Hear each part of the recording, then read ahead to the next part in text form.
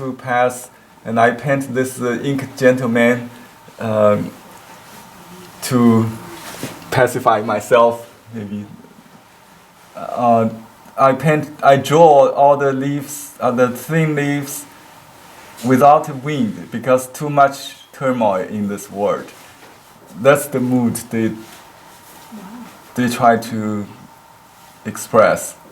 So when you are upset with something, and you don't want to move to Canada, you can paint bamboo, certainly.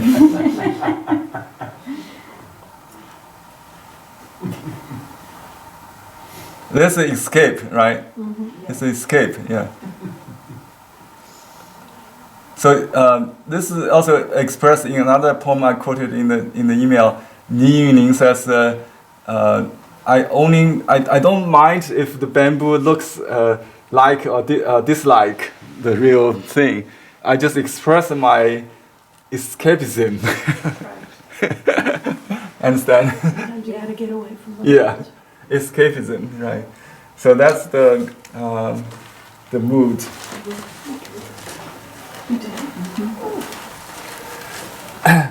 So I'm going to just to finish some coloring notes, so you can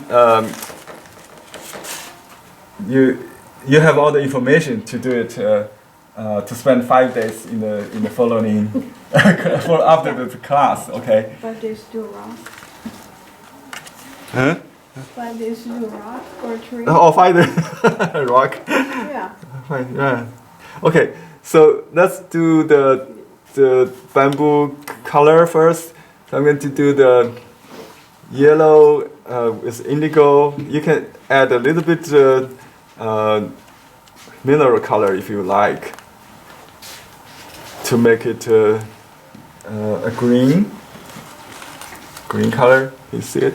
Okay. I use the ink blocks, and then I just kind of wash this like that. You can add darks a little bit later, wet into wet. But at first you do the light tone. Okay. Let me see. You can have a little bit yellow highlight. The first layer, I think this is a little bit. Oh. Yeah, you shouldn't have just. Okay, let's repeat that a little bit. You can vary. But in color temperature theory, the closer to you, it's more greenish, right? More saturated, and then it becomes more bluish. So I think the middle ground still kind of green. But on his painting, it's basically green. That's what he got. But you want to kind of add a little opposite color to gray it. I add a little orange color just to gray it down a little bit. It's too saturated, maybe a little bit.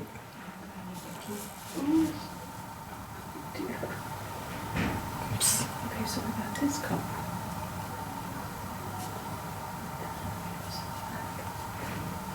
I add water, just dilute it, and then maybe a little bit blue to the distance. Oh, here.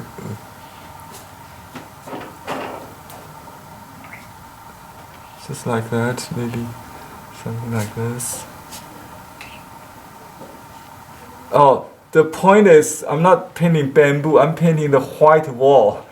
Remember, this is the most important point. So you want to save the white wall. You don't want to lose that. And paint everything else in light color. So I save that. I need to have the roof in black. Right? So.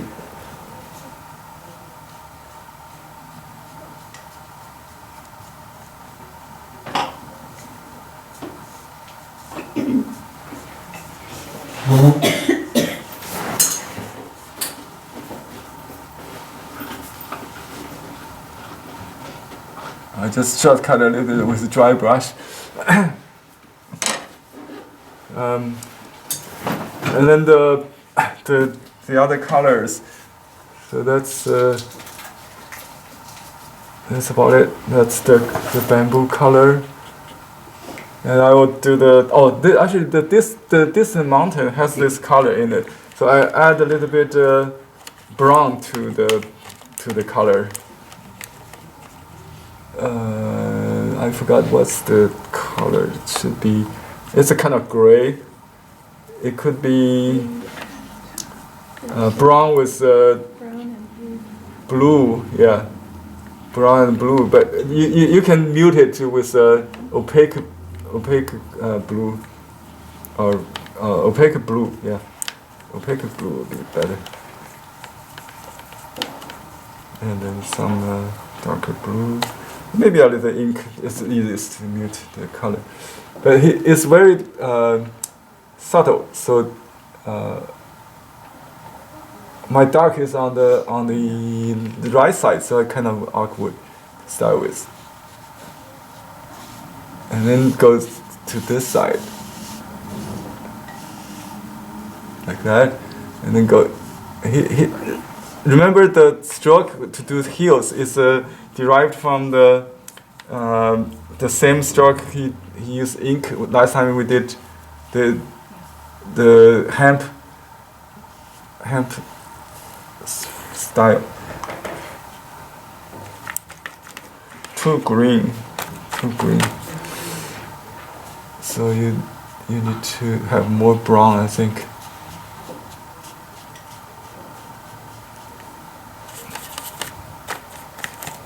Or I just add some opposite color to cancel it.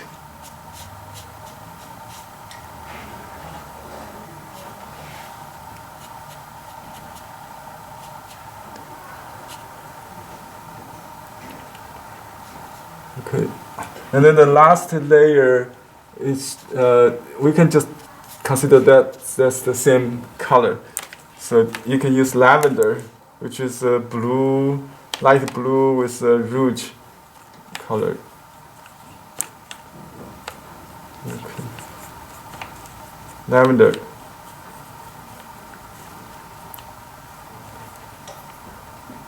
Okay, let's just do. It's pretty dark. You see that it's darker than the first layer, but you don't have to copy exactly. Just to finish it like that, it should be fine.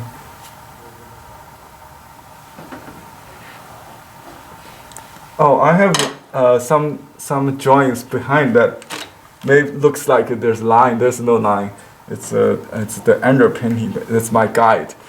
And then the ground is brown, just some dark, some ink maybe, and then is some yellow, some whatever dirty color. Just mix three primers maybe. Let me see. It's pretty warm. Let's do this. You don't have to use ink if you want to contrast with the ink. Just use 3 primers. Some of this turned out. And it could be different than the master. It doesn't have to be the same. And let me just do that. That's a nice dirty color. I call it muddy color. Yeah. So as long as it's thin, it's good. Just have enough water. That's most important. Yeah. You see. That's very important. And do not repeat. Do not repeat. Just like that. And leave some room between the house and your stroke to let it bleed. And then you can fill in those little gaps with some lighter color later. So. You can do the wet part of the bank of this pond is a little bit darker, right? So we can add a little bit darker color. Just do it this way. 1, 2, 3. Oh, sometimes he twists the paper. I cannot do it right now. If you think this is awkward, you can twist the paper to do it upside down, or just twist the paper on a table. So he does that in a documentary. I can show you someday on YouTube. You can see that he twisted the paper instead of change, tend in awkward direction. He just twists the paper.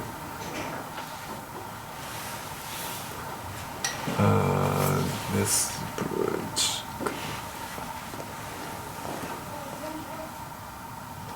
Be careful to avoid bleed into the walls. Don't repeat, basically. If you keep repeating too much, it will bleed. Just kind of sweeping. And when the brush is dry, just add water. Oops, that's too much red.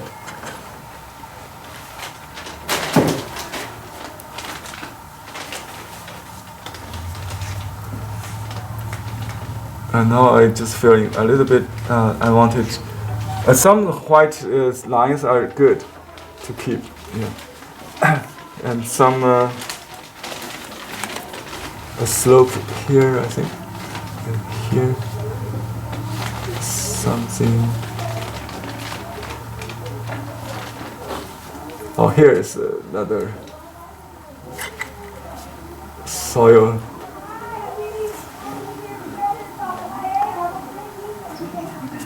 Okay, and then the bridge, you can use the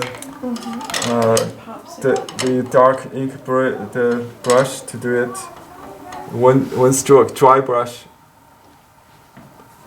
just like that, and then the level road surface, like that, and then the pose underneath it. That's it. Okay.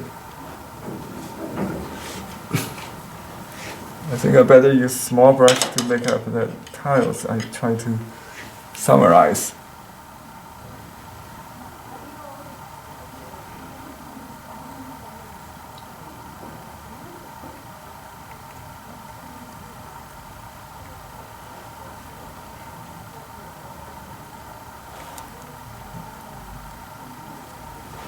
Now use some blue to blue and dark ink or neutral, make it like a neutral tint to fill in the. What's that neutral tint? It's watercolor name. I don't know how to describe it. Okay. It's an indigo plus black, right? Something like that. You know that? Just indigo plus ink. Yeah. I noticed that. Different brands. Wow. Okay. Now I'm going to dry mount it and then let you see the color. Then we will do whatever we can to add those leaves. Okay, this is the underpinning of it, and this is the actual painting. Without the underpainting, it looks boneless, right? No bone. You can still add a little shading before we do the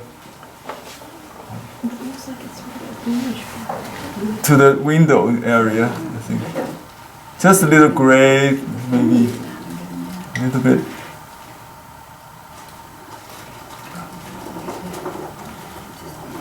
Oh, actually, the ground is dark. The wall is white. Oh yeah. Anyway, I don't know what's the idea, but basically you want to make it looks like interior. This is the outside and inside difference. Okay. Oh, the bridge should have a little color too. Just it's a little bit. Oh, the duck. What about the duck? We can just do a couple. They are look like a letter Z or a 1 plus something. Just keep it low profile, half in the water, so it's little Z, very flat Z, and some of the duck has a neck raised, swallowing a fish or something, and some of them just the tail submerged. I mean tail and the body is submerged, doing some fishing. And the distance between them are more important than anything else. And some of them are flapping their flying, like jumping, something like that. You see, the wing is moving. And here is another one in the front. Now the distance. Let me emphasize on the distance. So just suggestively, and a little small duckling. You really don't need much detail, and the one is talking to them. So that's about it, right? Just dots, yeah, a bunch of dots in various shapes and sizes, but some of them you may identify them as. If it dries, you can put some on the sandy bank, if you like. If you do it wet in wet, it will smear. So you have to keep it the same style as like this. So I will dry it and spend the last 10 minutes before we end the class.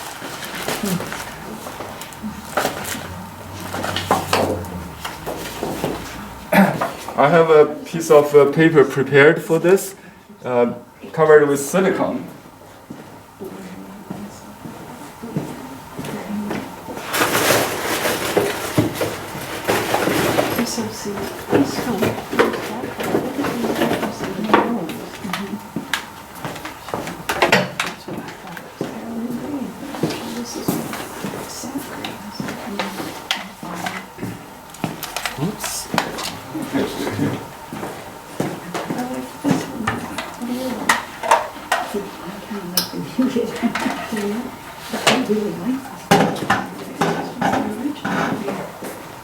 Okay, I'm going to iron this on vertically. It's a challenge. So let me see. I have done this before, so I know what I'm doing. And I just pull off the release paper from the silicone, and then put.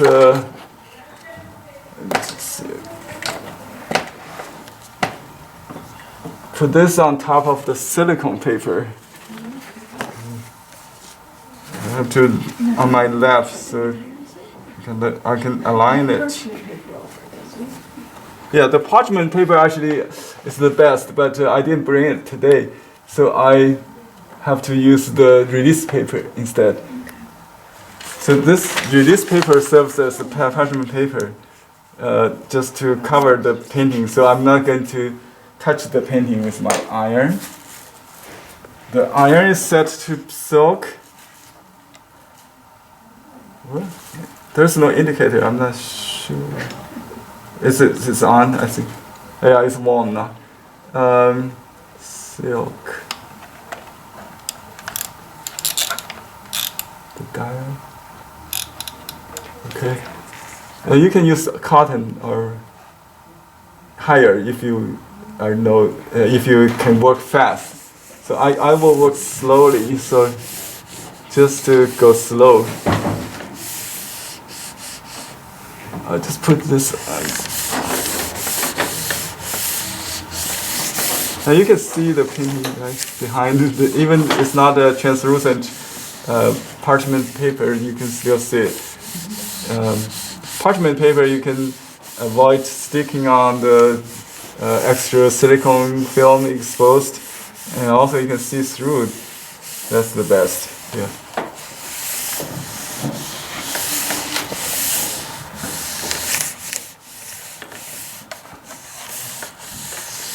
So I work from bottom up. Usually I work from center in all four directions. But I just work around it today. So going up.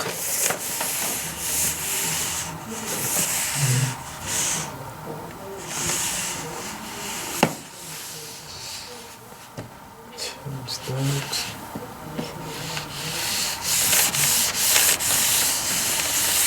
Henry, if you were to just air dry it for a day or however long, Yeah. You just let it dry. It will dry in half an hour. We don't have half an hour.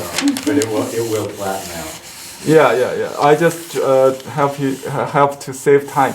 So, but I will do this. Usually I mount it first if I don't have to develop the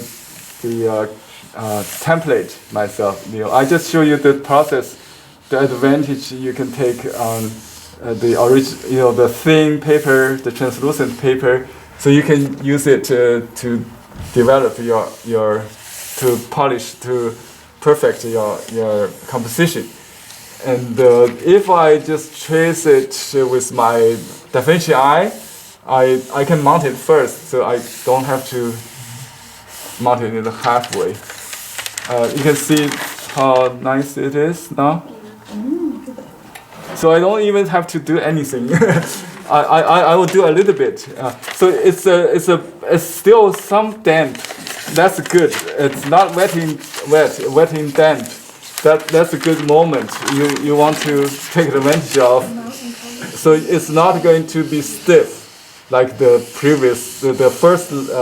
front. So you want to make the leaves a little softer in the distance, right? That's why I want to have a little moisture there. If you come to touch it, you can still feel it's damp, right? So I'm going to do dry on damp, very dry. So it's not bleed, right?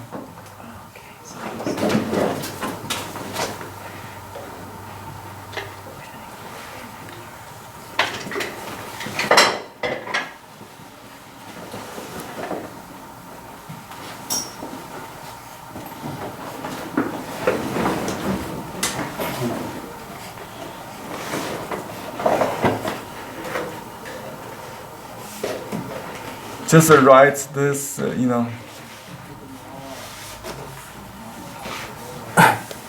you know David Hockney? Yeah. That's what I'm thinking right now. His mark making is derived from the Master Seeds Garden Manual, this kind of idea. So this is David Hockney's painting. Look at, look like this, right?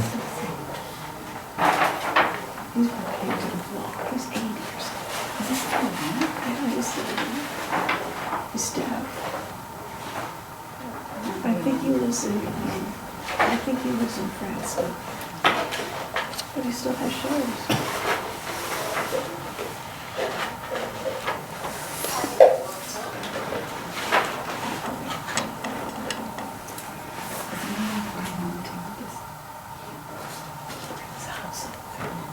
So just make sure the distance is smaller. So I'm writing the character small. You know the character is small? Yeah, it's a smaller. And if you don't have time, try to do it on the shady part.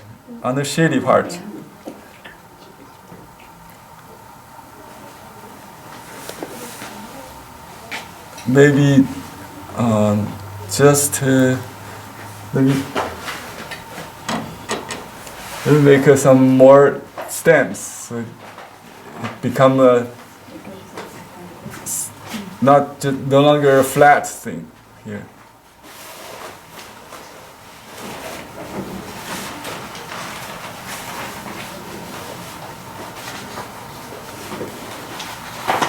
So maybe 3 more or less parallel, and then when crossing, something like that.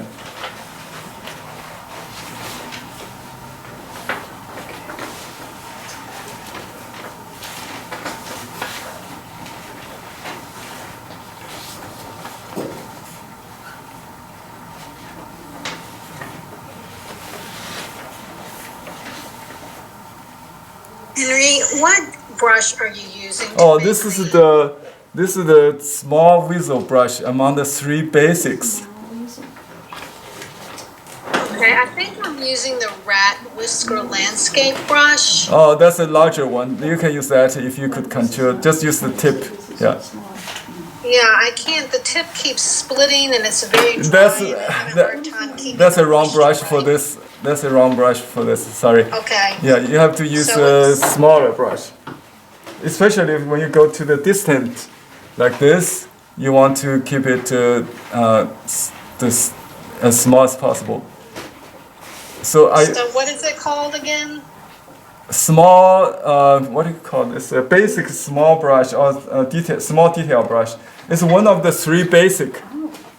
One of the 3 Okay. basic in our store. 3 basic brush, and you will find that. You can buy only the small one, or you better buy the 3 set. Is is all useful. So I use those. These are old. You can. You need to buy new ones at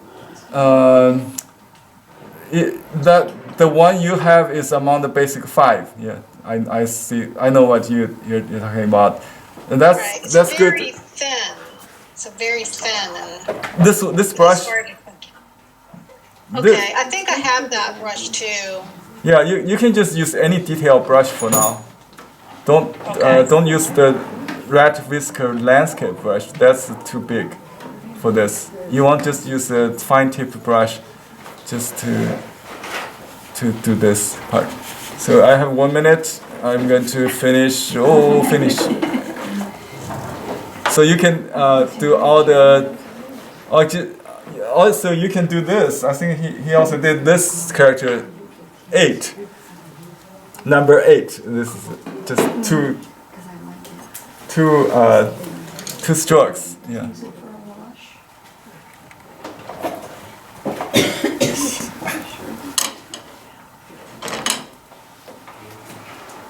And then finally, you can. Let me see which brush. Here. You can use a little darker colors, like in the shady area. You can add a little bit blue. That's what he got, like that. So to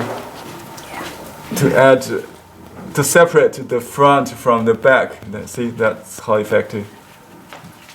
So this is more blue here, and he uses a little bit blue here. 1, 2, 3, 4. You just dot. Just some accent. These are shady part or darker leaves, right? So but not much on the last layer. So only on the middle and the foreground. The foreground is maybe you can even have a little bit ink in it just to make it really shady. And here a little bit shady. That's all. That's all about it. Okay, and that's a bamboo color. Okay, I just leave it. My color is different than his, obviously.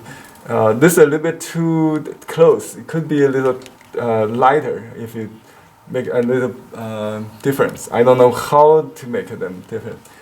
But the main difference is because this one do not have enough